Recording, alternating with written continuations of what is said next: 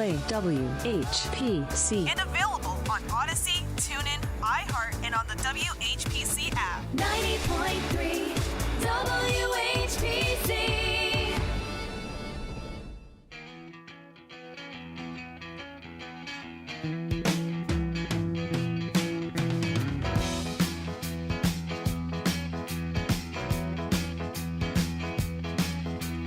We've been together since way back when. 90.3 WHPC, the voice of Nassau Community College. Welcome. Oh, what's happening over there, brother? 90.3, blah, blah, blah, blah, blah, blah, blah, blah, blah. Anyway, you're listening to From the Press Box right here on... What was that? I don't know. You ruined my thought process, brother. My brain stopped for a second. You know, It's literally printed on every microphone. 90.3 WHPC. Yeah, so how did that turn into greasy blah blah? fingers picked up whatever you picked up, and then you dropped it. The previous show left bedlam here with They this did not. camera connected to everything, That's which the way it it never is. is. It is. It's always connected. It's always connected, brother. Not to the wire. It is. It's It not. is. It's not. It is. It's not. Sports Talk's coming up at 4 o'clock today. They love going on the Facebook thing. Yeah, we should don't. be doing that too. Well, we haven't. I know. I'm well aware of that. Whatever. Because you don't want to. I don't mind going on Facebook. bro. Yeah. Okay. Sure. You know? Sure. Anyway, brother. You're listening to 90.3 WHPC. From the Press Box here every Monday, 9 a.m. to 10 a.m. We are part of the Sports Talk family here at WHPC. Sports Talk Monday through Friday, 4 p.m. to 5 p.m. and every Tuesday at 11 p.m. My name is Rob Leonard. Joining me, of course, is award-winning sports writer and, yes, my brother, Tim Leonard. Hello, brother. How are you? Good morning, brother. I'm outstanding as usual. We will be joined later by another award-winning sports writer. That would be David Waldstein of the New York Times, Right. who will be joining us to speak about Roger Federer, who announced his retirement from tennis just a few days ago. And I will say, David Waldstein is, without a doubt, one of my favorite writers. Really? He's outstanding because he does everything. He can do it all, and I really have a lot of respect for any writer who can maybe go outside their comfort level and still do an outstanding job. And David Waldstein certainly fits that mold. Anyway, brother, today is the first time in 13 years that the day after, by the way, that the Giants, the Jets, the Mets, and the Yankees all won the previous day. That is something that we haven't seen in a long time. 2009, brother. 2009 is the last time that happened. Obviously, we're talking about a limited time frame because Yes. the Mets and Yankees season has just a couple of weeks left, and unless they both make the playoffs and play on Sunday, Right. Which they could. it's a limited thing. But let's face it, 13 years for all of those teams. To have when they have the crossover, it just kind of points out how bad New York football has been. Yes, very bad. In the last 13 years. Right. Well, let's start off. I mean, first of all, the Jets won, which is still shocking. It's a miracle. They did something Absolute miracle. which you don't expect from the Jets for many years. But let's start off with the Giants. They beat the Panthers 19-16. They are 2-0. They are in first place in the NFC East. First time since 2016. At least they're 2-0. Right. This is a fired-up team, brother. This is a team that was forgetting what should have happened to them this year, and that's be a failure again. And they're playing very well. This is Coach Dable. It's all about Coach Dable for me. First of all, the Giants, like you said, yes, they're fired up. They're doing things right. They are playing close games, but the moment hasn't been too big for them. And that is something that has been consistently been a circumstance with Giants teams, especially in recent years, is in big games they would do something to screw it up. And they would find ways to lose. This team is finding ways to win. And you look at Saquon Barkley as yet another example. If I saw correctly yesterday, and I'm pretty sure I did, Saquon Barkley had 3 yards rushing at halftime. He finished the game with 72 yards. which, let's face it, it's not a phenomenal day. It's a Not good at day. all, actually. Good day. Good No, day for no, it's- Saquon. Say 72 yards is a good day. 72 yards? Come on. It should It's be not a 100 great. yards. It's not a great day, At but least it's a good day. 100. But when you have 3 yards at halftime, and you put up 69 yards in the second half, that means your team is moving the ball. That means the line is getting it right in terms of moving guys and creating holes and letting Saquon do his thing. That is one of the things I've been most impressed with. Is the Giants may not have played well in either first half of both games that they played this season, but the second half, the adjustments have been made. The team looks better coming out. They're more prepared. They know more about what they're doing and what they need to do, and they're getting it done. And if you look at what the Giants did yesterday, they got, I mean, let's face it, Graham Gano saved their bacon because he was able to kick a 56-yard field goal. That's not a gimme by any means, 56 yards. Not at all. That's a heroic field goal. But what happens after that? The Giants stop the Panthers. They get the ball back. And then on a 3rd and 6, Daniel Jones goes back in the pocket, drops back, and while I'm yelling at the TV, hold on to the ball, Daniel, he takes off up the middle. He's got a blocker in front of him and then slides a couple of yards after the first down, and he would have gotten destroyed because one of the Panthers' defenders flew right over him. He was literally not even a foot away from getting destroyed. No. But that was it, first down. Game was basically over at that point. So, again, doing what needs to be done. It's not pretty. It certainly was not an attractive or appealing game yesterday. But you know what's very attractive and very appealing, brother? A win. Being on top of the NFC East with That's a 2-0 record. That's right. So I'm buying into Coach Dable. Every week he's giving me reason to believe.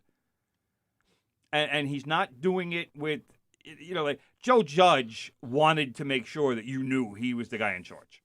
Right. He wanted to be Belichick. They all do when they leave. When they leave the nest, when they fly away and they say, "Oh, I'm going to be Coach Belichick." And then they fail. Like 90% of the assistant coaches Belichick has sent out into the world have failed. So, and then they wind up going back to Belichick. Dable, he's a low-key guy. He's very chill. One thing that got just totally glossed over in the interviews yesterday. Right. Saquon talking about after the game that Dable comes into the locker room before the game and he's, quote, is rapping Biggie. Your head coach is rapping Biggie. At this point, Timmy, Biggie's been around, 30 I understand years. that, but he's a head coach? Yeah. How old's the coach? How old's the guy? You 40 think- years old? How many times do you think Belichick is rapping Biggie in the Patriots locker room? Belichick's like 100 years old. He thinks Biggie Smalls is from the movie Let's Do It Again, not the rapper. Whatever. All I'm saying is that shook me a little bit, in a good way. So, but this game, Gano, like I said, hero. 4 field goals, the 56-yarder to give them the lead. Had a 51-yarder before that. Daniel Jones had 1 touchdown pass. That went to Daniel Bellinger, a tight end, Right. who dove to the goal line to finish off a 16-yard touchdown. There was, nothing pretty about it.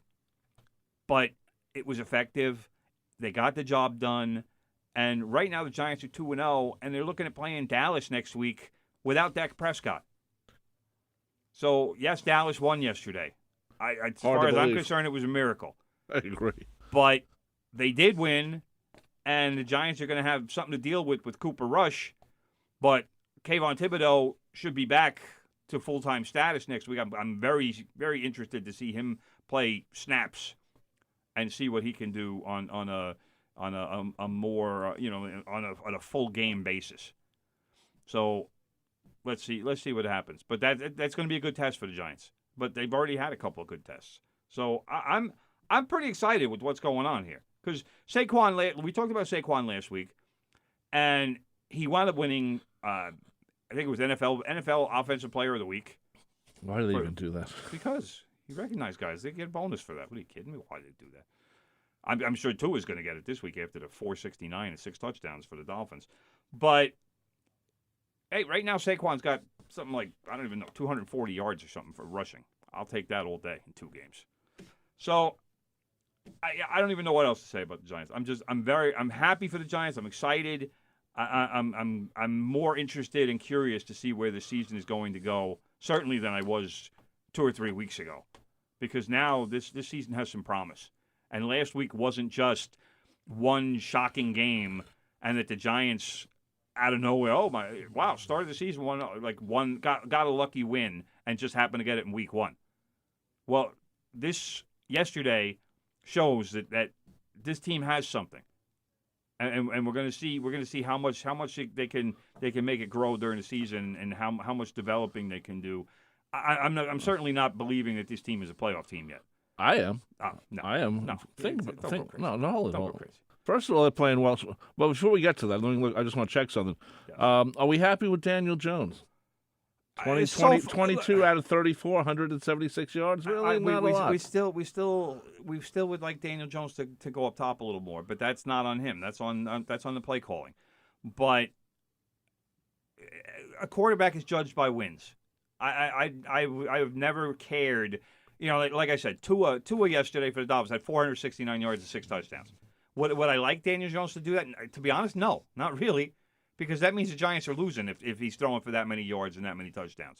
So, would I like Daniel Jones to maybe get 250 yards, 270 yards? Yeah, I would prefer somewhere in that sort of number, because I would like to see more receivers getting involved, and I would like to see. I would too. You know, I would like to see the Giants maybe throw the ball more. But as long as Saquon is moving the ball and the offensive line is making holes, that's Giants football. Well, it's always been Giants. No matter who the coach is, that's Giants football. Well, let's look at the NFC East right now. Giants are 2-0. Eagles play the Vikings tonight. They're 1-0. Right. Vikings are 1-0. Commanders, got used to saying that, 1-1, and the Dallas Cowboys are 1-1. And I think after next week they'll be 1-2. Giants will be 3-0. You know. Big talk from my brother. It's big talk. I think the Giants are looking very well, actually.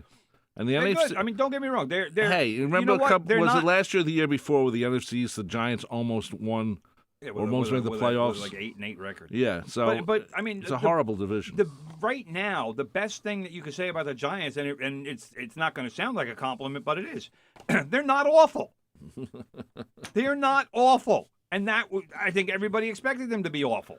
So we don't suck. Let's take one step at a time. I'm not going from 4-13 to playoff team in one season. That's a massive leap. Well, that's a Neil Armstrong kind they of could leap. be 9-7 in this division and win it. So maybe so, we don't know that. Well, we don't know that. I do. I No, feel you it. don't. I feel it. You It's in my socks. Yes, good, bro. If I was wearing But socks. anyway, my point being that to make that kind of a jump is asking a lot. Yeah, well. So, but right now, do they look good? Yes. Yes, Are they they do. making progress? Yes. Yes, they are. Are the fans happy? Yes. Yes. There's a lot of positives around the New York Football Giants right now, and that's fine. That's all you want. As long as we're not on the air talking about the Giants and saying, "Oh, this is going to be a long season again." God, they're terrible. Or saying stuff like, "Oh, if you want to get cheap tickets, you know." Yeah, go to Craigslist for $5 tickets. Yeah. None of that is happening. No. So that in itself is a positive. And in a town where, let's face it, we have 2 football teams and we've been starved for anything positive about either one of them for years. Right. I'm embracing this wholeheartedly. I'm glad. Anyway, let's quickly talk about the Jets. They snapped a 13-game losing streak in September. Another dubious stat. Horrible. They actually won. What are you laughing about? I'm just shocked. How the game was over. It was 90 seconds left, and all of a sudden it was it's a like couple minutes left. Yeah. I'm going to admit, I turned the game off. I know you did. After, What'd you tell me? You said the Jets lost. After the Browns scored the touchdown that gave them the 30-17 lead, I was like, forget it. And let me watch the Giants. And that was the other thing that I had a real big issue with yesterday. Why do they have both New York teams playing at the same time? Yeah, That's dumb. That's actually something that's not supposed to happen. Bad TV. But I got to flip between games. I'm hitting that alt button constantly, banging that thing back and forth. Usually Bad. there is a unwritten rule that whoever gets the 1 o'clock game gets the 4 o'clock game. That doesn't make any sense, bro. Means if the Giants have a 1 o'clock game, the Jets will get the 4 other one. Gets, yeah. Yes, that would make sense if you would have used the word other. But yes, that's how it should be. They shouldn't have the Jets and the Giants both playing at 1 o'clock or playing either one play. One should play at 1, one should play at 4, or one should play on Monday night. But they should not be playing at the same time. Or Sunday night. Either way, Thursday night. I don't care, but not the same time. Anytime. I can't watch Thursday Night Football, brother. I don't have NFL Prime. You're not missing anything. Those games have been terrible. I know. I wish they would end Thursday Night Football because the games are substandard. Well, then it doesn't matter who plays. NFL players are not built to play 4 days after another game. That's the part that doesn't bother me. I'm bothered that it's been sold really for the first time to only if you sign up for their service. That's fine. I won't sign up for it because it's terrible. Yeah. It's bad football. I know. And you could have the best teams in the league playing it, but there's not enough preparation time. There's not enough practice time. It's a bad product, and the NFL keeps selling it because, we got football on Thursday. Well, why not put it on Friday? They got another $1 billion. That's why. Why not put it on Friday? Amazon. Friday is because of high school and college. Well, they have an unwritten rule that they will not, interfere with Friday Night Lights, brother. I get it, but it doesn't make sense. And then Saturday, God forbid you take a college game, night games. The NFL wouldn't go against college because the NFL might lose in certain places. In certain places, there's the college game is too much. Michigan, USC. But anyway, the Jets. Alabama. I figured the Jets were done. They were. And I went to get the Giants, and I was watching the Giants, and then I flipped back to the Jets, hit that last button again, or alt, or whatever we're calling it, and all of a sudden I'm like, oh wait, the Jets. The Jets scored, and they have the ball. Like, what just happened? So I had to find out what happened. But here's Corey Davis for the 66-yard touchdown to get the Jets to within one score. And then the Jets recovered an onside kick, which is almost impossible to do in today's NFL because they changed the rules on the onside kick. What'd they do? They made it longer. It's much harder because they don't want all the collisions. An onside kick is designed for guys to just run into each other and bash the hell out of each other. Right. So, but the Jets wound up. The ball popped loose. The Jets got it. And now I'm watching the clip right now. Yeah, it's a sloppy pickup. It was sloppy, but that's what happened. That's the only way you can recover an onside kick these days. But they got it, and now Joe Flacco's got the ball, and he's got like 1:20 or something. He's got plenty of time. Yep. And who's the guy he goes to? Who was the guy we talked about last week, brother? Who we said they got to get him the ball more. That's right, brother. Garrett Wilson, the #1 draft pick. Of course. Out of Ohio State. Oh, sorry. I'm sorry. The Ohio State. For all those ridiculous Ohio State people. Why is there another Ohio State? They always go the. Oh, like stop with that nonsense, but pretentious garbage. Anyway, it's Ohio. It's the Buckeyes, brother. Come on. Last week, Garrett Wilson 4 catches for 52 yards. Not enough. He's your guy. All right. He is the man for the Jets now because he's a first-round pick, monster numbers in college. Let's get the kid involved. All right. Yesterday, 8 catches. I think it was 110 yards, something like that. Great day, phenomenal day, and 2 touchdowns. And when did he catch the last touchdown, brother?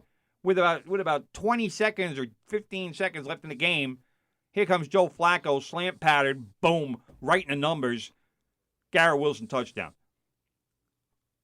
Yeah. And Wischusen, I thought was going to have an aneurysm on the air. Bob Wischusen. Yes, Bob Wischusen.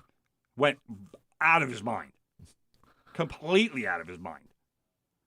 But with reason.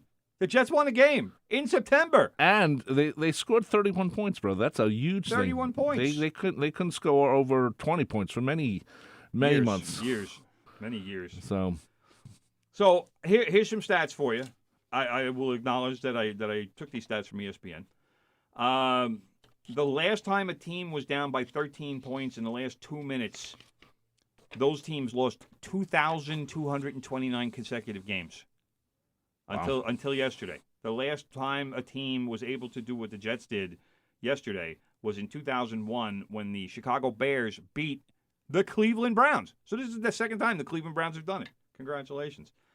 And the big screw up in this, and you didn't realize it at the time, was when Nick Chubb actually scored a touchdown for the Cleveland Browns.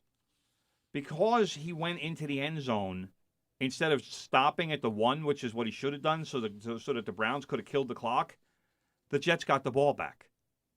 So it almost didn't matter that they needed 2 scores because they had the ball. So They got the 1 score quickly. Then they got the onside kick, which obviously was a big deal, and then had the ball back. But if Chubb stops at the 1, which is a smart play when there's two minutes left, then they can kill the clock. The Jets didn't have any more timeouts. Yeah, but that's Instead, Chubb rewards his fantasy football owners.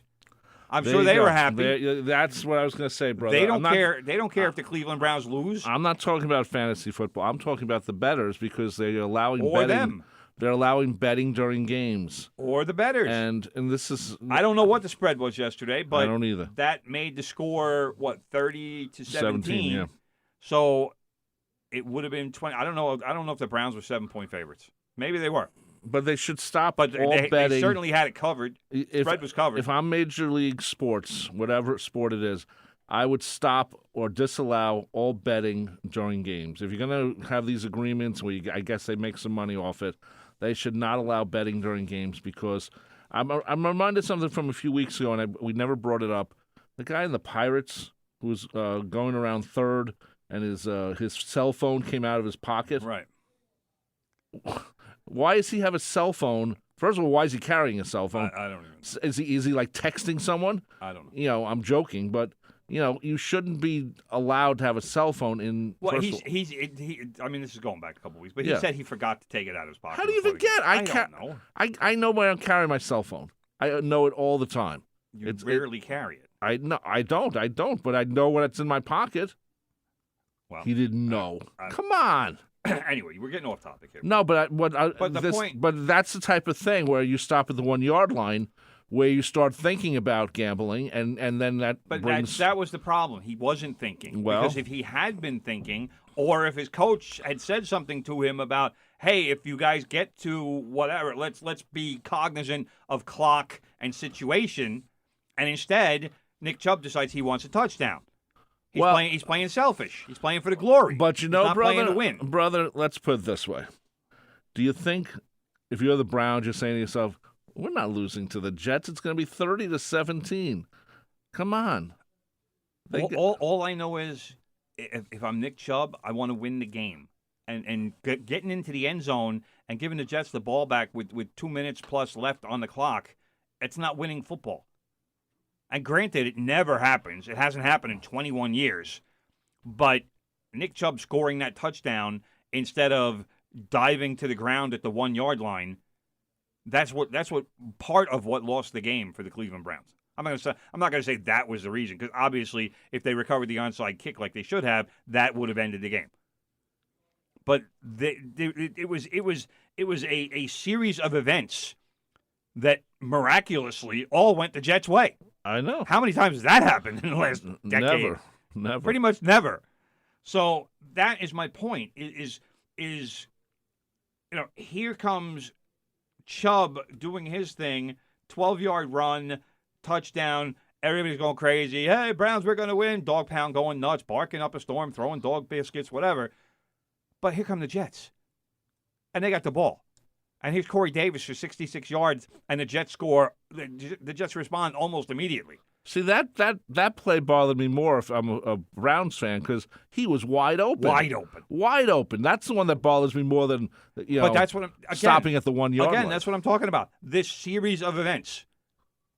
Chubb scoring. Corey Davis being wide open. Right. Like so wide open. Ridiculously wide open.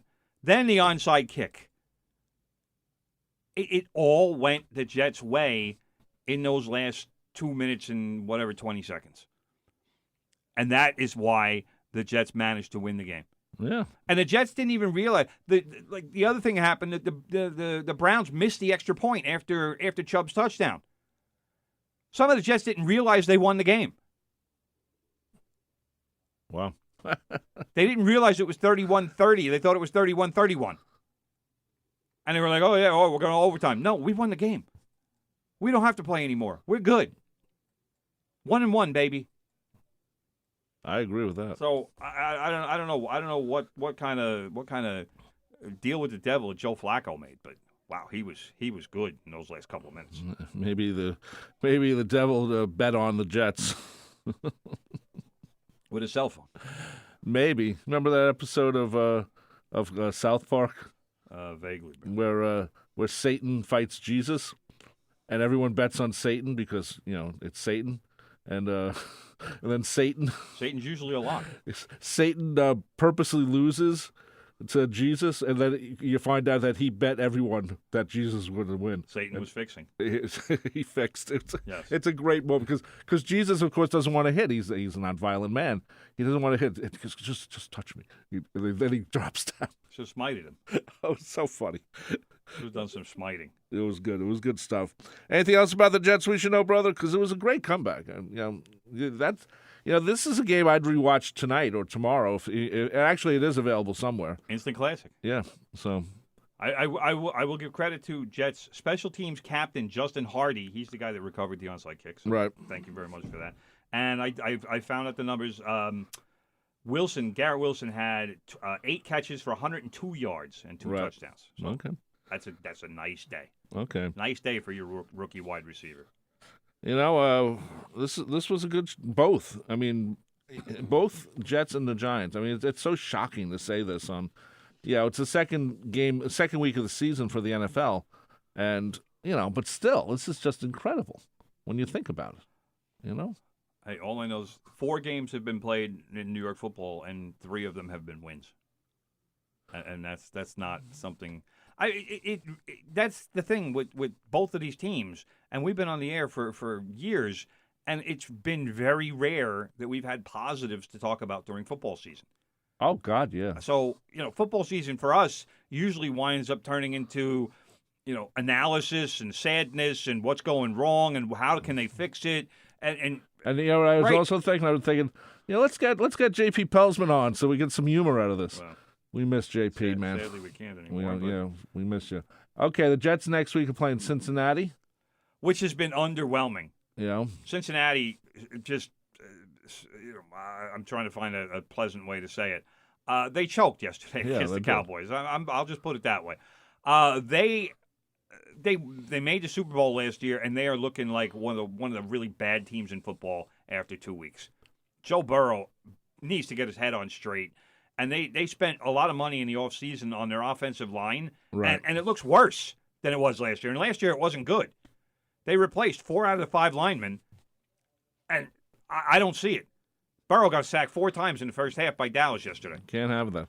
And Dallas looked horrible. Dallas playing the Giants next week. Certainly a winnable game for the Giants. It is. And it's a winnable game for the Jets. And actually, this is an interesting thing, brother. This is also something they normally don't do.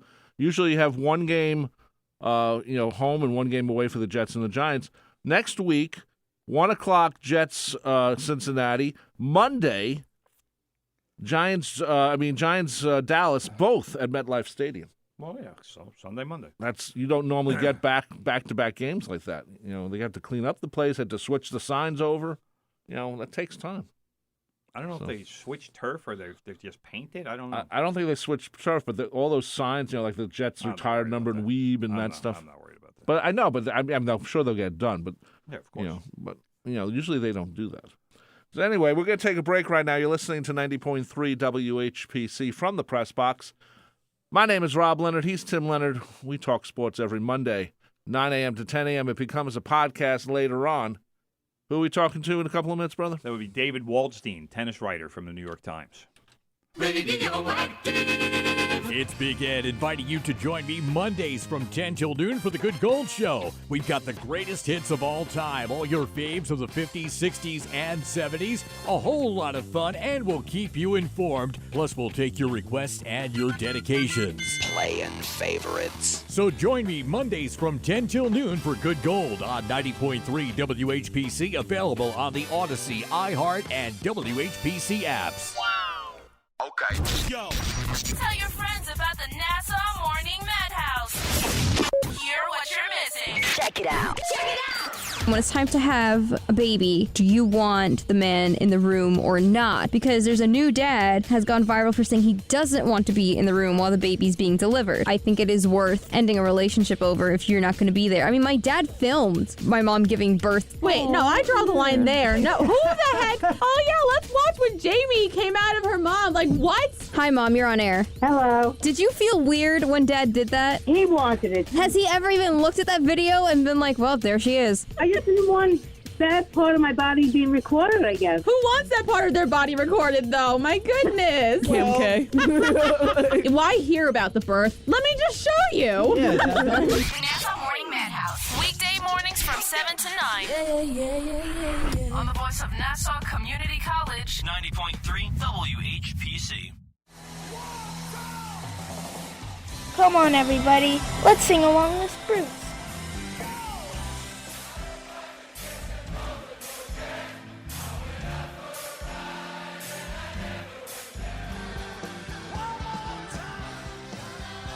Join me, Kim Tracy, for the music of Bruce Springsteen and the E Street Band on Thunder Road, Sundays at 1 p.m. on the voice of Nassau Community College 90.3 WHPC and on the iHeartRadio app.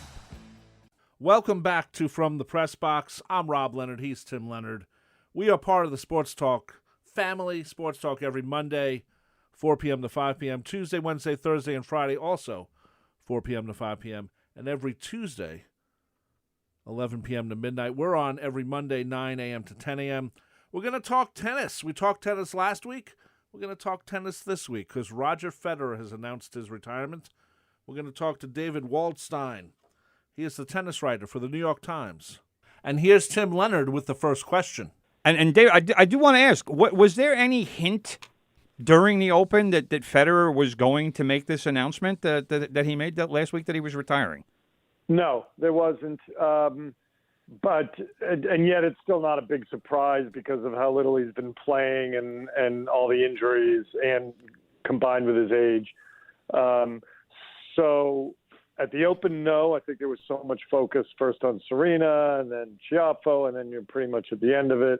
And at the same time, it was not a big surprise when he announced it. Right. I mean, like he said in the announcement. I mean, first of all, he's 41 years old, which by tennis standards is ancient. But he also said that his body has been speaking loudly to him in recent weeks and months and years. And I can tell, as somebody who's older than Federer, I can tell you my body's talking to me every day like that. But yeah. Just talk about just the void that this leaves, because obviously Federer, like you said, hasn't been playing much lately, but he was still there as something of a presence. Now, obviously, he's removing himself entirely. So, what sort of void does that leave in the game? Well, I think it kind of sort of cleans things up a little bit. He was always sort of like, yeah, he's there. There's this big three, but he wasn't really a part of it anymore. It's been what is, I think his last major victory was in 2018, and that even seemed like, wow, how did Federer pull that off? You know, at 37, I think he was at the time.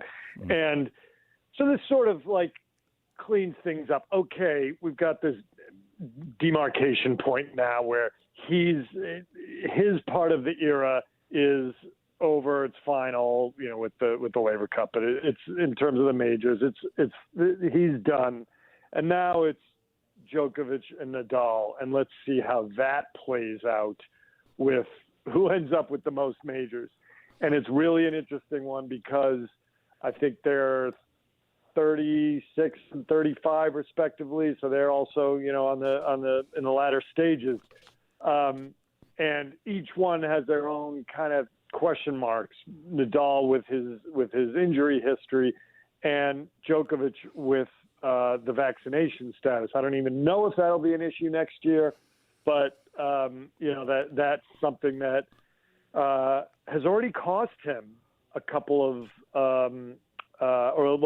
it's cost him a couple of opportunities to win more slams. And plus, if you remember back in 2020, Djokovic did that idiotic thing where he hit the ball that hit the lineswoman, and so he lost that opportunity too. So he's blown 3 that could have put him well into the lead. But anyway, now I'm sorry for this long-winded response, but Federer retiring doesn't really change the landscape right now because he was already out of it. Where do you put Federer? I mean, I know that it seems like, especially nowadays, everybody wants to recognize somebody as, they were the greatest or they were the GOAT. But where do you put Federer? I mean, not only in the big 3, but also just in historical terms overall.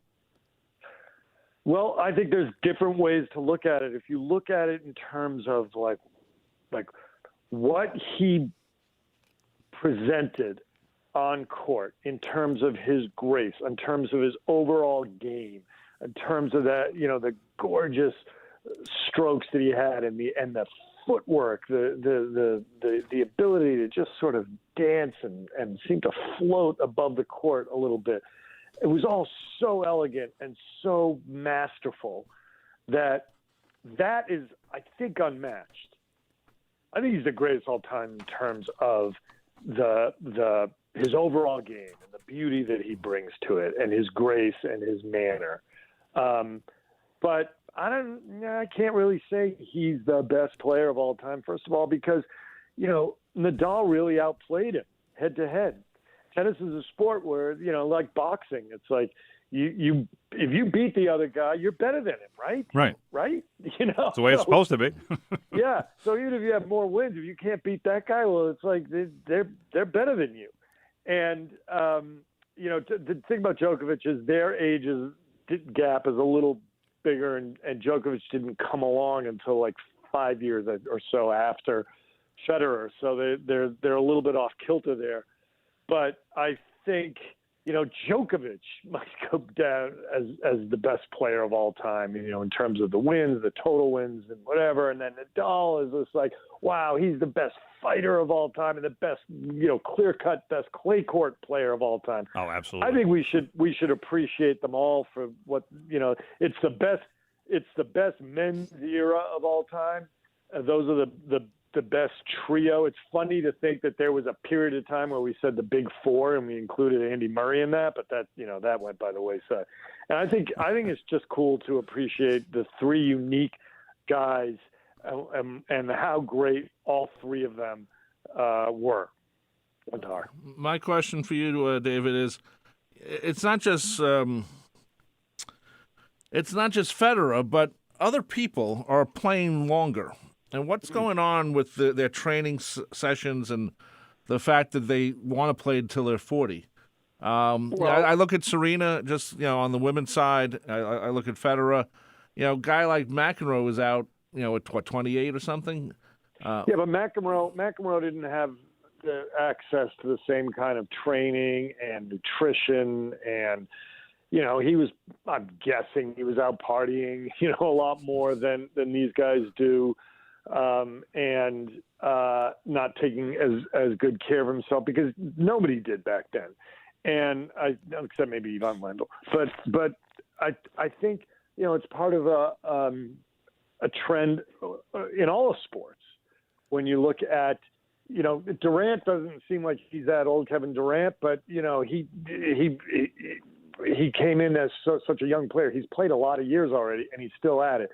And LeBron and Tom Brady And, Jaromir Jagr is still playing hockey in Czechoslovakia at age 50, whatever. So, and he's an owner now. Better training methods. And I'm not going to be naive and ignore the fact that they may be taking stuff that helps them as well also. So there's that too. I think these guys, plus the money is so good, you can afford to have your own chef. You can afford to have a special trainer and get all the massages and all the special medication too. And you're good and you're winning and it's a fun life. Why would you retire? Yeah, try to maximize that window that you can make as much money as possible. Yeah. Why spoil that with going out and partying? You can always do that after, let's face it, if your career is over at 40, you're still pretty young and you still got plenty of time to go out and party. Yeah. Yeah. So that's one way to look at it. The other thing I would just point out about Federer that there's so many underrated parts of his game, like his serve. His serve was incredible. And it wasn't always booming, but he could put it in the corner. He could kick it out wide. He could bash it right up the tee. And his service return. I remember there was a quarterfinal against Andy Roddick where the first two sets, it was a 3-set win for Federer, and you think, he blew him out. But the first two sets were, and this is at the U.S. Open, the first two sets were tiebreakers. And those first two sets were just on a knife edge. But Federer first of all, he was able to return Roddick's serve, but I don't think he broke him. I don't think there was any breaking going on, but it was all close. But then when it came down to the most important wins, Federer also had the nerve. He had just like the composure and the guts to pull it out when it mattered most. And that's another incredible thing that he has. David, I'm just wondering, what do you have a favorite Federer moment? Is there one thing that you look back at and say, wow, that was just incredible? Besides what you just described. Well, it's funny. I think it's funny that some of his biggest matches were losses. The one to Nadal at Wimbledon as it was getting dark in 2008. And then that incredible one at Wimbledon, he lost to Djokovic, I think 2019, when it went to, what was it? It went to a tiebreaker at 12-all, I think. That sounds right, yeah. In the fifth set. Right. It was just incredible. And Federer, I think he had 2 match points. But anyway, I don't think of one incredible. It's almost like the losses. I'm thinking, the loss to Del Potro at the U.S. Open final in 2009 pops into my head too, because it's like there was a period of time where you just expected him to win everything, and if he didn't, that's what stood out. The losses stood out. I'll tell you what, the 2007 Wimbledon final against Nadal, I think was every bit as good as the 2008 one that Nadal won. The year before, it was just as close. It was just as tense, and the shot making was incredible. So I think that's one of the ones that stands out to me, and it gets really forgotten because of the 2008 final at Wimbledon. Okay.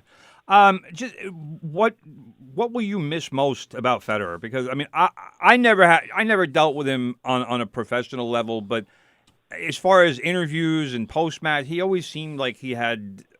First of all, seemed very cooperative, and secondly, he always seemed to have kind of an air of class about him. Yeah, he did. He could also be a little whiny sometimes, complaining about little things, but I'll grant someone that, and they've been so classy for so many, decades, really. And, there was a period of time when he was just kind of whining to the chair umpires a lot, and, who knows what was going on, but that was, very minor compared to the rest of the time. I will say this, and Tim, you've been in those press conferences.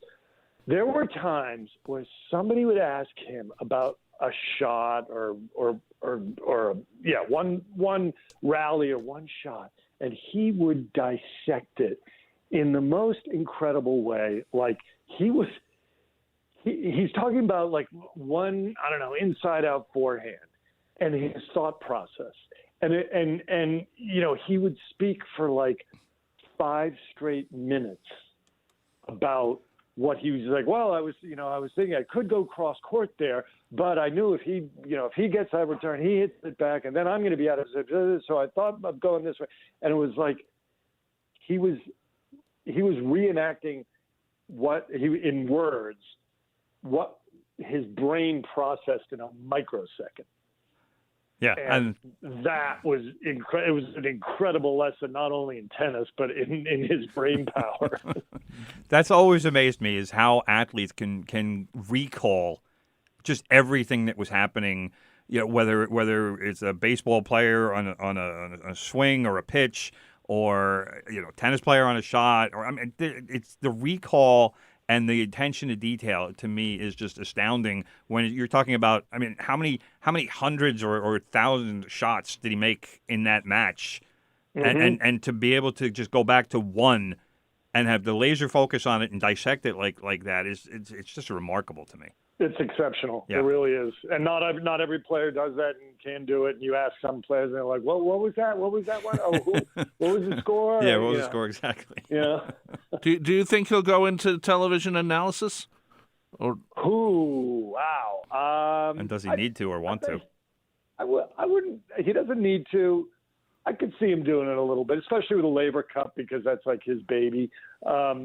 And I could see him coming to Wimbledon, maybe trying it, see how it goes. But that's funny. I'd never thought of that really before. He's got a family, and maybe it's time to focus on them more. But I don't know. Maybe the whole family likes going to Wimbledon for 2 weeks. So I hadn't thought of that. I would. I'd be interested to hear him. Well, who doesn't like strawberries and cream? Right. or being in England for 2 weeks. Mm-hmm. All right. Are we good? I don't know, brother. You tell me. Well, we got time for one more question. I don't really have one more question. Okay. Well, all right. I'll ask you this, David. Who do you see? And we talked about the void, but who do you see? Is Tiafoe the guy who is going to kind of ascend to? Because there was so long where it was you always had Federer, Nadal, and Djokovic. And there was one semifinal spot to go to somebody else. What happens now? Well, I think you probably saw it at the U.S. Open final. And that Alcaraz is something. At only 19, he's got all the shots. He's got the unbelievable, chase it down ability, and he's got the nerve, clearly. So I wonder if Tiafoe is going to be the Roddick, the Roddick, who was such a good player, and had such a potent weapon, but in his serve. But unfortunately, was in the era of Federer, Nadal, and later Djokovic. I think Alcaraz is going to emerge as a perennial number one. Yannick Sinner will also, I think, is another guy that we can expect to see ascending. I'm a little surprised that Casper Ruud has been as good as he is. And then you've got, the guys that were supposed to be the next generation 4 or 5 years ago, which is Zverev and Dominic Thiem and Tsitsipas and Kyrgios. Maybe now there's time for some of them. Maybe we'll see a little bit more open, an era of where, it might be a couple of guys here and there and this guy and that guy, and it's not so much dominated by one guy. But I do think Alcaraz is the guy of the future. I think Medvedev has to be in there somewhere as well. But Alcaraz for sure. He was spectacular at the Open. That's a good one. Medvedev too. Yep. Well, David, thank you for joining us and talking about the soon-to-be retirement of Roger Federer. Where can people contact you if they want to contact you? We know you write for the New York Times, but is there any way to contact you, website or anything like that? The Twitter is a nice place. Always at David Waldstein. So that's probably the best way. Okay, well, we appreciate you joining us. Hopefully you join us again soon. Thank you for joining us, and take care. Oh, quick question. What? Yes. When does Judge break the record? Oh, are we doing a day thing? That's our next segment. You want to hang on? That's for a that good too? question. You know what? I'm gonna call it against the last game against the Red Sox. That gives him 5 games. It gives him 5 games to hit 2 home runs. Tim Stollard, right? Was that the guy's name? Tim Stollard that gave up the, Tracy Stollard. Yeah. Tracy Stollard. Yes. Tracy Stollard. Yes. Yeah. So we have to. I think he does it long before that. I think he hits 65, but we'll see. I think he's certainly going to go over 61. Yeah, undoubtedly, and it could be by a lot. I mean, he's been so locked in for the last month. I can't believe the way teams are still pitching to him. That's the most ridiculous part. They got half of Scranton Wilkes-Barre hitting in that lineup, and he's still pitching to Judge. Right. It's crazy. All right, fellas. Thanks for the Thanks, time. David. Thanks, Take care, David. man. Appreciate it. Bye-bye. Bye. 90.3 WHPC. And let's talk about Aaron Judge, because that's our next topic. I just have to read this, brother, before we start. Read. Don't forget about the free-for-all, Sunday, 10 a.m. to 12 noon, hosted by Rob Leonard. Nice program. And he presents a different mix of rock and roll, from Chuck Berry to Weezer. That's every Sunday, the free-for-all, 10 a.m. to 12 noon, right here on 90.3 WHPC. Love that guy like a brother. You better. You better. Good stuff from David there. I'll tell you, I very much admire David Waldstein. Love his stuff in the New York Times. I recommend that anybody who appreciates good writing should read him. So let's talk about Aaron one Judge, journalist brother. to another. Let's talk about Aaron Judge. Here's what I want to talk about with Aaron Judge, because this really hasn't been talked about very much. 2 home runs away, That's brother. not what I'm talking about. Okay, well. The Triple Crown, brother. What Aaron about Judge He's gonna win right it. now. He's No, gonna well, win it. I don't want to say he's going to win it, because the batting average. Call up Aaron Judge's stats, brother, while I'm talking here. Aaron Judge currently is batting .316. That might be a high mark for him in his career. I don't think he's ever batted higher than that in a season. He's got 59 home runs. I think it's pretty much a foregone conclusion that he is going to pass Babe Ruth and Roger Maris. Yes. I don't want to say it's automatic, because it's not, because there's going to be a lot of pressure. But Aaron Judge has been smoking hot for the last month. He's batting .491 in September. .491! That's very good. It's obscene. He is now currently, like I said, batting .316. The American League leader in batting is Luis Arias, who plays for the Minnesota Twins. He's batting .317. Xander Bogaerts from the Red Sox also is at .316. He's ahead of Judge by like 1,000th of a point or something. Ridiculously small. Judge has 59 home runs. Nobody is within 20 of him. He's got 127 RBIs. Nobody is within, I think it's 15 or 14 or whatever. I think second place is 113. Nobody is catching him in home runs or RBIs. So for right now, if Aaron Judge just can get some hits, never mind home runs. Like yesterday when he came up for his, I believe it was his 4th at bat that he hit the home run. Right. I just wanted him to get hit because I'm rooting for the Triple Crown. This is a very rare thing in baseball. It's been done once since 1967, and that was Miguel Cabrera. And that was, what year did he do that? I think it was 2012. Anyway, I just wanted to hit. And then the Brewers pitcher, wow, did he make a mistake. He put the ultimate hang it and bang it pitch right down the middle of the plate. Judge said, thank you very much, and hit it about 450 feet. It was ridiculous. As soon as he swung the bat, you knew it was gone. It was just a matter of where it's going to land. But I'm rooting for hits as much as home runs now. Because I know he's going to hit 2 more home runs before the season ends. I know it. Because it's going to happen. Well, we hope so. But I want the Triple Crown. You're talking about his history and a historic season, and everybody's talking about the home runs and passing Maris and doing that. Triple Crown. It's as rare a thing in baseball as there is. Mickey Mantle won the Triple Crown in 1956. Lou Gehrig in 1934. Those are the only 2 New York Yankees who have earned a Triple Crown.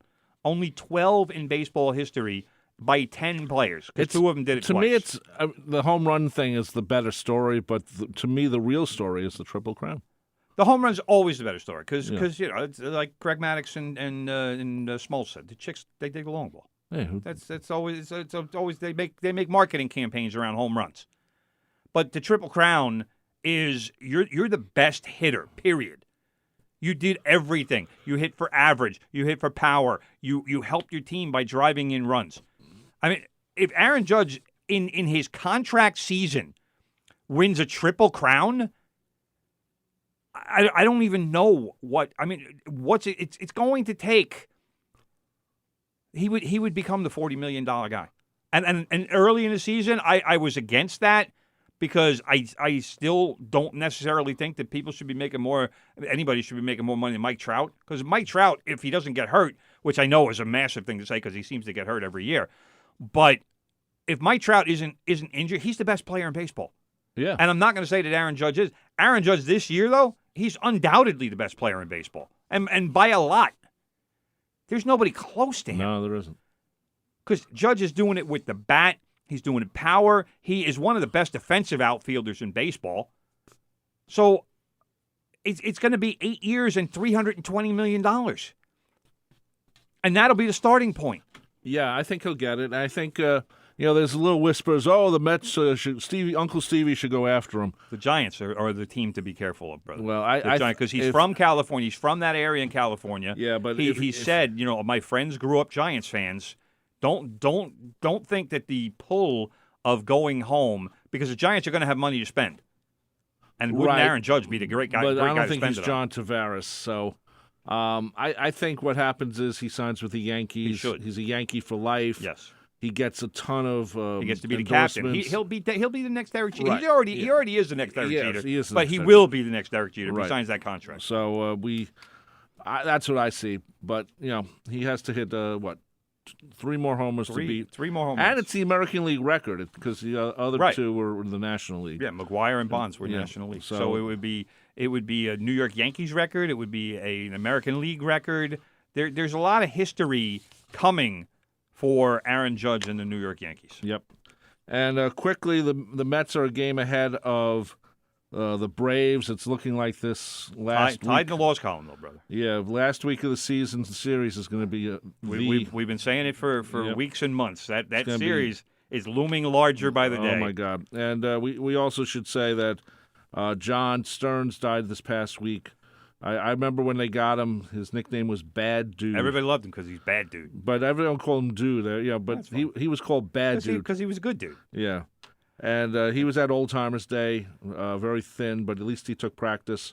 I thought that was I mean, now that we know what was going on with Stearns, I thought it was even better that what Steve Cohen did and made sure that he got there for that day. Yep. And also Jay just Horowitz. Joan Hodges also passed away last week, so she wanted to mention that. She led the way for Gil to get into the Hall of Fame. So absolutely. She fought it with her family for many years, and finally they did the right thing. Coming up next at 10 o'clock, he's going by the name of Big Ed now. He's not Big Ed Newlands anymore. It's just Big Ed. He's now, become Cher or Reba or anyone like that. That doesn't mean you shouldn't listen to him. It's Big Ed Newlands right here on 90.3 WHPC. I am Rob Leonard. He is Tim Leonard. This show becomes a podcast later on. We'll see you next Monday with more sports. Take care. Bye-bye. The views expressed on air are not necessarily those of WHPC, its management, or Nassau Community College. Responsible opposing viewpoints will be considered by emailing them to whpc@ncc.edu or by mail at WHPC 1 Education Drive, Garden City, New York 11530. Thanks for listening to the voice of Nassau Community College, 90.3 WHPC. This show on 90.3 WHPC is brought to you by Steve Dassa Entertainment and Legend Promotions, who present A Night of Doo-Wop and Soul, coming to the Patchogue Theater Saturday, November 19th, starring the Manhattan Skyline, Vito Pacone and the Elegants, Larry Chance and the Earls, the Skyliners, the Times, and Bobby Wilson, plus a special tribute to Jay Black featuring Rick Mango and Vinny Medugno, hosted by Steve Dassa. Ticket information available online at patchoguetheater.org.